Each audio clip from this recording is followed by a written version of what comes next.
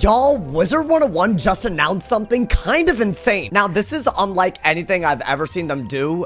There's a lot to talk about. Let's jump right into it. So basically, right, there's a test ROM Discord where they spread important news about test ROM. They give you important updates. And this morning, Wizard101 put out a very, very big one. The spoiler wall lifted today, meaning you could access the entire quest line, but it looks like the gear that you actually are gonna gain from this world is not gonna be the complete set. According to the announcement, themes, rings, decks, and amulets are gonna be dropped in the main world of Wallaru, but they were working on a dungeon called the Nightmare, and this dungeon was supposed to be the source of the main gear, right? We're talking hats, robes, boots, and wand. Now, I guess this dungeon is not ready for live realm yet. It's not even in test realm. I don't even know how it ties into the storyline. I guess it's like probably like side content that's pretty tied to the main quest line of Wallaru. But this dungeon, the Nightmare, which will drop the main level 170 gear, is only going to be available early next year. We're like early November right now, so early next year probably means that this is going to be a January update for a part of this world. Now, people are understandably confused. Some people are like, yo, what in the world is going on? And I'm sure the big question is, how complete of an update is this going to feel like for the normal player? I'm gonna be honest, I think that this is somewhat ass, but also in some ways, I feel like they redeemed themselves a lot. This level 170 gear is basically just a slight upgrade to Aeon gear, with the one exception I would say being the wands. The wands are very, very different, but if you're just looking at the robes, the hats, and the boots, it's barely any different from your Aeon gear. For Storm, it's like just a little bit of damage. Even for defensive schools, they gain just a little bit of resist, just a little bit of damage, nothing too crazy. In PvP, competitively, no one's really changing stats, so that shouldn't really be too crazy. And one thing that's super, super worth noting is that the Athames, amulets, rings, and decks are really what's changing up stats this meta. The fact that there's going to be circle jewels on decks that you can affix damage to, like you see right here. The fact that there's going to be circle jewels on amulets. That's something that we've never seen before. And let's not forget the fact that Athames and rings are also going to come with their own configuration of jewels so that you can even further customize your stats. I'm pretty sure we're going to be pretty busy just getting those specific Athames, rings, all that, and the jewels that are involved. Definitely at least for a month or two. I feel like I'm going to be farming on all my characters to get, you know, like all these Athames, rings, all the jewels that I need for the perfect setup. And then after that, presumably, I guess in January, maybe February, I'm assuming the wording suggests January. By then, we'll have a new dungeon, which is basically like, I want to say, something adjacent to Waterworks or Darkmoor, and we're going to get our main gear from this. This is something that they haven't done since, like, I want to say at least the Catacombs update, where they did, like, a gigantic series of fights where you could get a bunch of really good gear. But considering this is looking like one dungeon, I assume, it's going to be like a Waterworks or a Darkmoor part 2, but for level 170. That's pretty cool. We only have 2 templates that were in test realm, which I guess are not going to be dropping when it comes into live realm. But maybe the fact that this drops in a dungeon might give them the benefit of maybe adding even more gear set templates that you can get, because a dungeon could easily drop like 3. So who knows? This might be an incomplete picture of all the Wallaru gear we're getting, or if this is the complete picture, we're going to be running dungeons for gear again. Regardless, this is kind of huge. For people that miss dungeons, this is like the return of something that they missed a lot. Now, what's also worth mentioning is that they seem to answer some questions about raid gear specifically. It looks like the level 170 version of the raid gear, which was anticipated, just like the main Wallaru gear, it's gonna be released a little bit later. Now, this is confirmed for the hats, boots, robe, and wand from the Crying Sky raid. So right now it's level 160 gear, right? For example, if you happen to have a wand, it's 160. The level 170 version of this wand will be available to be upgraded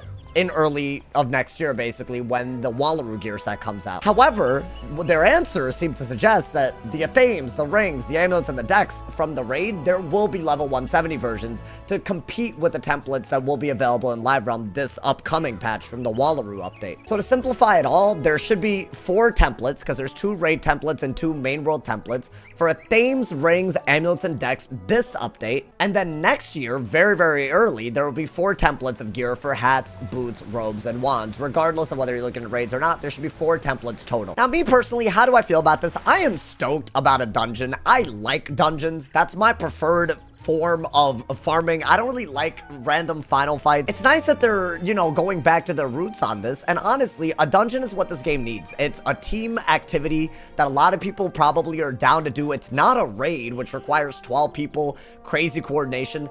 I assume it will be pretty easy to farm because it'll still be like, you know, at the level of Darkmoor or at the level of Waterworks, but for level 170. But one thing I'm super bummed out about is the fact that wands, which, you know, I kind of did mention they're a little bit different. The wands are also not going to be released until presumably early 2024.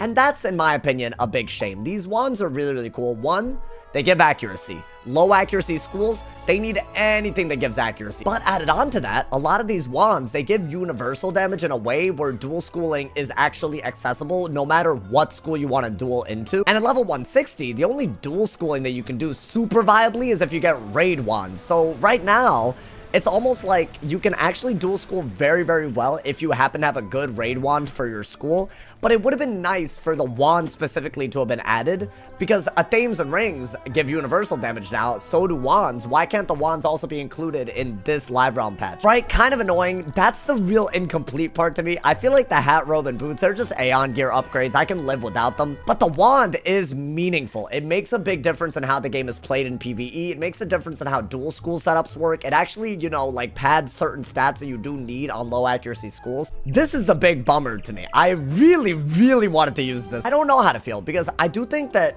doing stuff in January is always very weird. It's new for KingsIsle. Normally, they do a big patch in November. Then they, you know, add maybe some hotfixes if anything's bugged, like, you know, early December.